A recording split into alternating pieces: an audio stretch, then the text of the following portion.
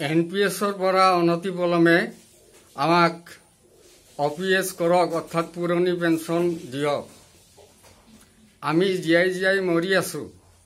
1044 টকা, 1200 টকা, 1800 টকা এইখিনি দি সংসাৰ চলে নেকি?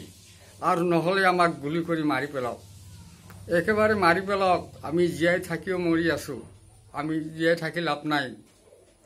যিসকলে অৱসৰ লোৱা নাই তেওঁলোকে গম পাব, এদিন এই অৱসৰ ল'লে 1200-1500 টকা পাব।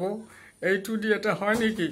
আমাৰ 40% টকা কাটি ৰাখিছে আৰু সেইখিনি টকাৰে আমাক কিবা এটা দিয়ে। এইটোতো পেঞ্চন নহয়। মোৰ অনুৰোধ, আমি কেনেকৈ চলি আছো আমি নাজানো। আমাক মাৰি পেলাওক, গুলি কৰি মাৰি পেলাওক, গুলি কৰি মাৰি পেলাওক। ৰাখি লাভ নাই এই পৃথিৱীত। এতিয়া যদিও আছো, ক'ত আমি দিন মজুৰি দিবলৈ যাম? ক'ত যাম দিন মজুৰি দিবলৈ? যে মাষ্টাৰ বাবু আপুনি কিয় এই কাম কৰে? কি কৰিম তেতিয়া? মোৰ অনুৰোধ, লাষ্ট অনুৰোধ, মই বেছি নকওঁ, হয় পেঞ্চন দিয়ক, নহ'লে গুলি কৰি মাৰি পেলাওক।